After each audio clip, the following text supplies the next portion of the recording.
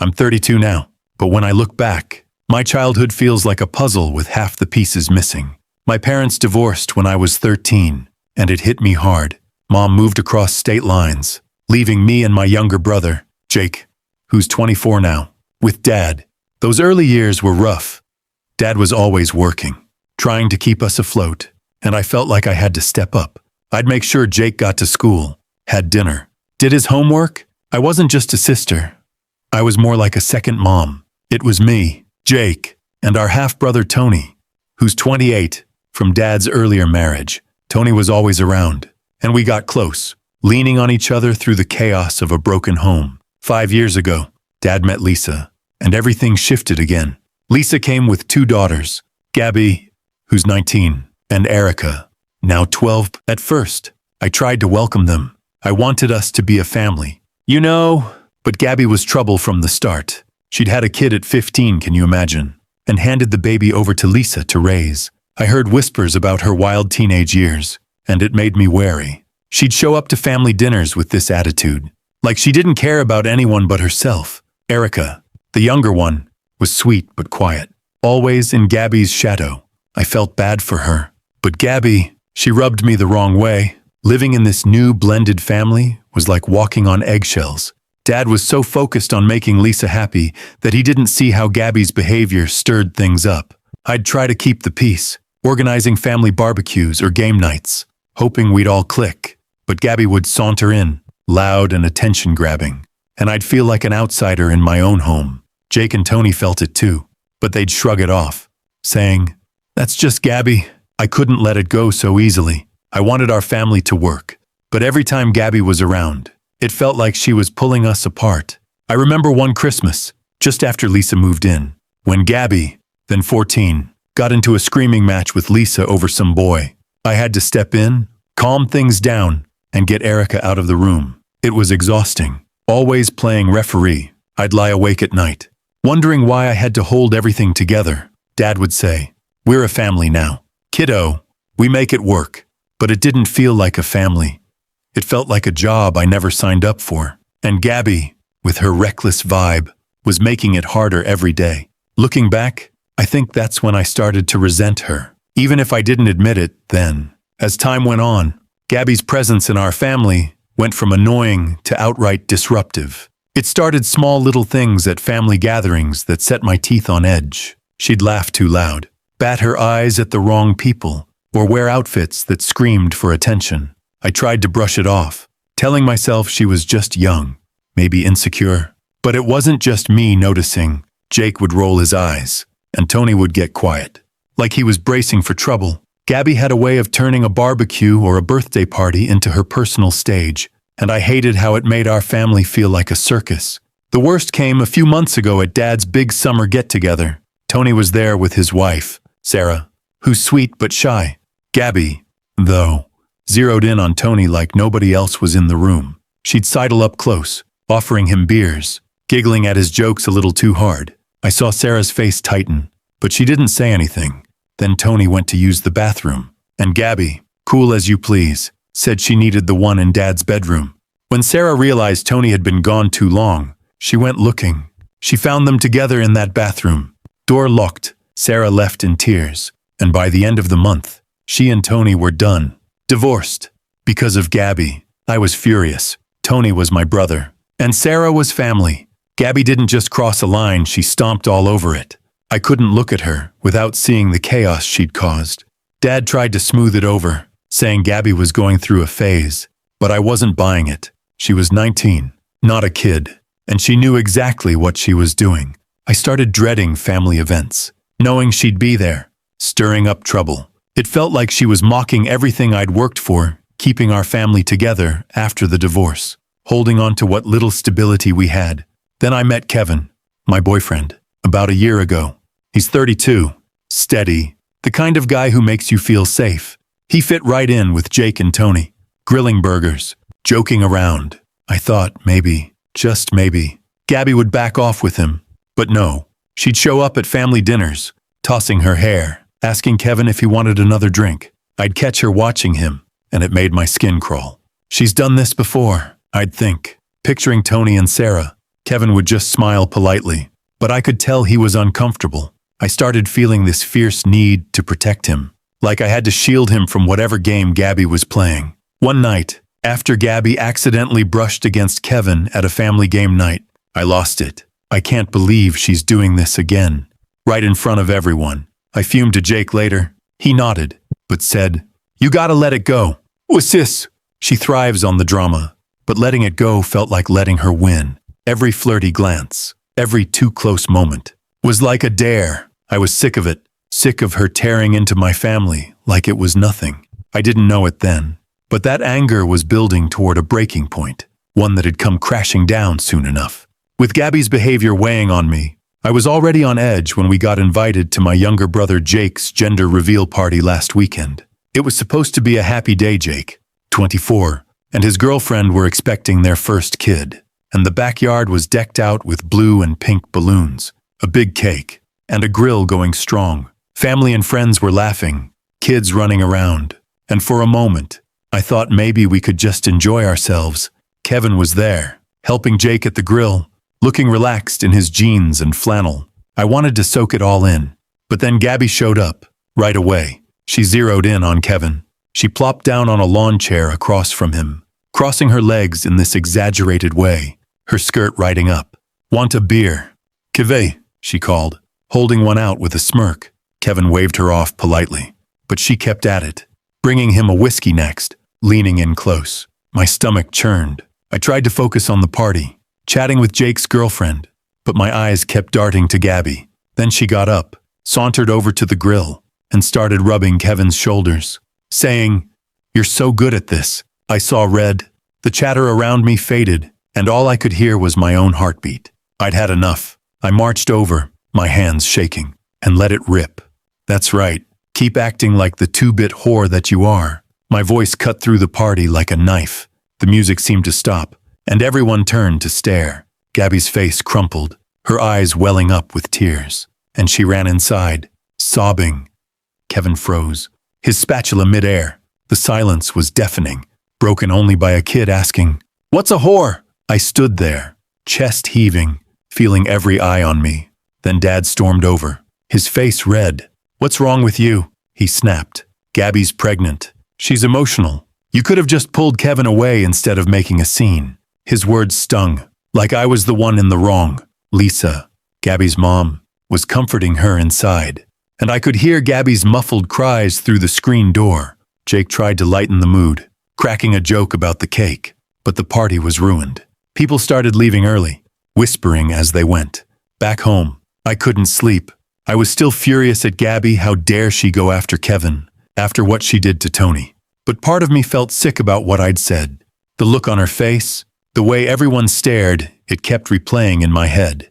Had I gone too far? Kevin said I was protecting him, but even he looked uneasy about the whole thing. I felt torn, angry, guilty, and defensive all at once. Was I wrong to call her out like that? I posted online, hoping strangers could help me sort it out. Am I the asshole here? After the gender reveal disaster, I felt like I was drowning in my own emotions. The image of Gabby's tear-streaked face and Dad's angry glare haunted me. I'd always been the one to hold our family together, but now I felt like the one tearing it apart.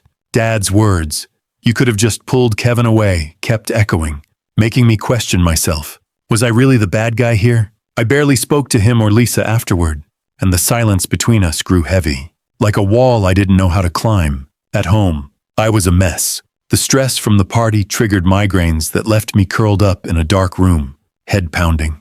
I'd always prided myself on being strong, but this family drama was breaking me down. I started snapping at Kevin over little things, like leaving dishes in the sink, and I hated myself for it. I wanted to protect him from Gabby, but now I was pushing him away too. I felt caught between loyalty to my family and my need to stand up for myself. Why did it always have to be so hard? One night, I broke down and told Kevin everything.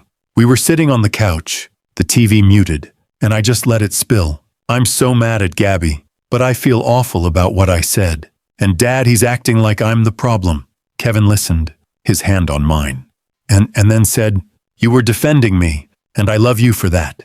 But maybe there's a better way to handle her. You don't have to fight every battle alone." His words hit me hard. He was right. I'd been so focused on Gabby's wrongs that I hadn't thought about how my outburst affected everyone else. He suggested I talk to someone, maybe a therapist, to sort through the anger and guilt. I wasn't sure, but the idea stuck.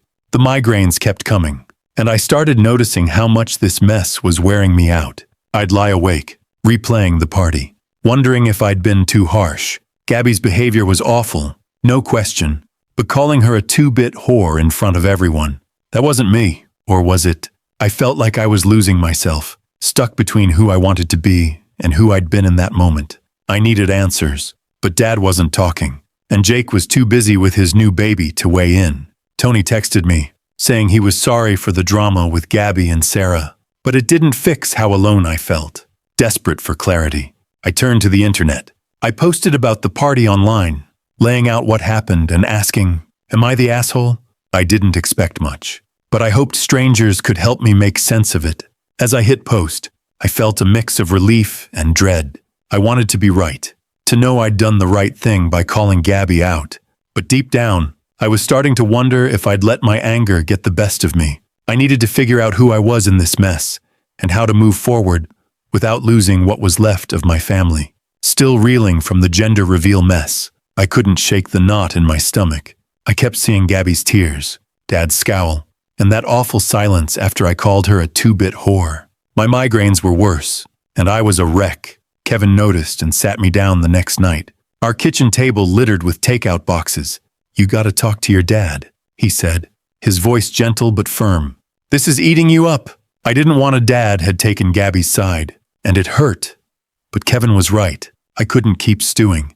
The next day, I went to Dad's house, my hands sweaty as I knocked. He let me in, but his face was tight, like he was bracing for a fight. I took a deep breath and started. "Dad, I'm hurt. You defended Gabby, but she's been crossing lines, and you brushed me off." My voice shook, but I kept going, telling him how her flirting with Kevin and Tony made me feel disrespected. Dad sighed, rubbing his temples. "Gabby's not perfect," he admitted. "She was wrong to act like that. But calling her that, in front of everyone, you went too far." He asked me to apologize to keep the peace with Lisa. I left feeling raw-heard, but not really understood. Later, I called Tony, needing to know where he stood after his own Gabby drama. Over the phone, his voice was heavy. "I messed up with Sarah," he said. "Gabby came onto me, and I should have shut it down. I've stayed clear of her since." Hearing his guilt made me feel less alone, but it also stirred up more questions. Was Gabby the problem, or were we all just bad at handling her? I didn't know, but talking to Tony helped me breathe a little easier. Back home, I checked the online post I'd made. The comments were a mixed bag. Some said I was right to call Gabby out. Others said everyone sucks here because my insult was cruel. One commenter wrote, "Your anger's valid." But that word choice, ouch, it stung. But it made me think, maybe I'd let my temper take over. I started wondering if I'd been too quick to judge Gabby, even if her actions drove me nuts. That afternoon, I had my first therapy session, something Kevin had pushed for. The therapist, a calm woman with glasses, asked why I was so angry. I told her about Gabby, the party, Dad, everything. She said, "Sounds like you're carrying a lot for your family. Where do you fit in?" It hit me hard. I'd always been the fixer, but what about my own needs? She suggested setting boundaries, starting with Gabby. I liked the idea but felt guilty, like I was betraying Dad and Lisa by pulling back. Still, I decided to try no more family events with Gabby for now, at least until I could think straight. That night, Kevin lightened the mood. We were scrolling through my post, and he grinned. "Vibe, your horror comments practically viral. You're trending." I laughed so hard I snorted. The first real laugh since the party. It was a small relief, like a crack of sunlight in the storm. I wasn't sure what came next, but for the first time, I felt like I could face it, maybe not with all the answers, but with a little less weight on my shoulders. After setting boundaries and starting therapy, I began to feel a shift. My migraines, which had been relentless since the gender reveal blow-up, started to ease up. I'd been practicing breathing exercises my therapist taught me, and cutting back on family drama helped. I wasn't fully myself yet, but I could get through a day without a pounding headache, and that felt like a win. I was learning to put my own well-being first, something I'd never really done before. Then, out of nowhere, Gabby texted me. It was a week after my talk with Dad, and I almost ignored her message. But curiosity got me, and I opened it. She asked to meet, just the two of us, at a coffee shop. When I got there, she looked different, tired, her pregnancy bump showing, no trace of her usual swagger. She started crying before I even sat down. "I know I've been awful," she said, her voice shaky. "I flirt because I feel invisible otherwise. I'm not trying to hurt anyone." I was stunned. Gabby, vulnerable. I didn't expect that. She talked about her rough childhood, always competing for Lisa's attention. It didn't erase what she'd done, but it made her seem human, not just a wrecking ball. I told her I wasn't ready to forgive, but I'd keep things civil if she respected my boundaries. No more flirting with Kevin or anyone else. She nodded, wiping her eyes, and we left it at that. A few days later, Jake organized a family meeting at his place. Just me, him, and Tony. We sat in his living room, pizza boxes on the table, and hashed out how Gabby's behavior had shaken us all. Tony admitted he still felt guilty about Sarah, and Jake said he was tired of the tension at every family event. We agreed to be clearer about what we needed, no more tiptoeing around Gabby's drama. It felt good to be on the same page, like we were finally a team. I brought up my new boundaries, and they backed me up, saying they'd do the same. The next surprise came from Dad. He called me over to his house one evening, and I braced for another lecture. Instead, he looked me in the eye and said, "I'm sorry. I didn't listen when you needed me to. I've been too soft on Gabby, trying to keep Lisa happy." It wasn't a full fix, but it meant something. He promised to talk to Lisa and Gabby about respecting our space.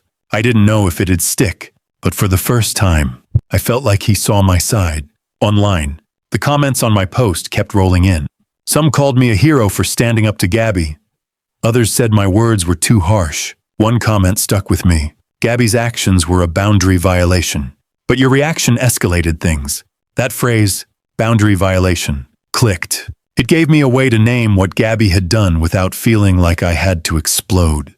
The online feedback was like a mirror, showing me where I was right and where I'd gone wrong. Then there was Erica, Gabby's little sister. I ran into her at Jake's one day, and she looked so small, like she was trying to disappear. We got talking, and she admitted she felt lost in Gabby's chaos. "Nobody notices me," she said, kicking at the floor. My heart broke. I started checking in with her, taking her for ice cream or just texting silly memes. She'd light up, and it made me realize I could build family in my own way, not just through Dad or Lisa. I'm cautiously optimistic now. Setting boundaries has given me some power back, and my health is better for it. Gabby's keeping her distance, and Dad's trying harder, but I'm not sure I'll ever fully trust her, and that's okay. I'm learning to focus on what I can control: my peace, my relationship with Kevin, my bond with Erica. It's not perfect, but it's a start, and I'm holding on to that. Looking back, those early steps toward boundaries, sparked by that chaotic gender reveal party, changed everything for me. 2 years later, I'm in a better place physically and emotionally. My migraines are mostly under control, thanks to therapy and stress management. Kevin and I are stronger than ever. We got engaged last month, and planning our wedding feels like a promise to ourselves to keep growing. That moment when I called Gabby a two-bit whore seems like a lifetime ago, but it was the push I needed to redefine my family and my life. Gabby's changed too. She had her second kid, a little boy, and she's stepping up, taking parenting classes and working part-time. We're not close, probably never will be, but we're cordial. At family gatherings, she keeps her distance from Kevin and sticks to small talk. I don't trust her fully, but I don't hate her anymore. Therapy helped me see her side. A tough upbringing with Lisa, always fighting for scraps of attention. It doesn't excuse what she did, but it makes her less of a villain in my mind. I'm okay with the space between us. Tony and I are tighter than ever. We've had long talks over beers, laughing and sometimes crying about the family drama we've weathered. He's dating again, careful about boundaries, and we back each other up. One night, he said, "You calling Gabby out?" That woke us all up. It felt good to know we'd both grown from the mess. Jake's busy with his toddler, but he's on board too, setting his own limits with Gabby and Lisa. We're a unit now, stronger for it. Dad and Lisa have adjusted. Mostly, Dad's better about listening, and he doesn't push me to fix things with Gabby anymore. He and Lisa invite me to barbecues or holiday dinners, but they respect when I say no. Lisa's still protective of Gabby, but she's warmed up to me, especially since I've been there for Erica. It's not perfect, but it's workable. I don't need them to be my everything anymore. I've built my own support system. Therapy's been a game changer. My therapist helped me unpack that 2-bit whore moment. I regret the cruelty. It was a low blow, and I wince thinking about it. But I'm glad it forced me to face our family's issues head on. She's had me work on my judgmental streak, asking why I was so quick to vilify Gabby. It's humbling, realizing I let anger cloud my view. I'm not perfect, but I'm trying to be kinder, starting with myself. Erica's become like a little sister. She's 14 now, funny and sharp. But she still struggles with Gabby's shadow. We hang out grabbing burgers, watching cheesy movies, and she opens up about feeling invisible. I make sure she knows she's seen. Building that bond has shown me family isn't just what you're born into. It's what you choose. Kevin, Erica, Tony, that's my core, and it's enough. The online community played a big part too. A commenter shared their own blended family story, saying, "Sometimes you gotta let go of being right to find peace."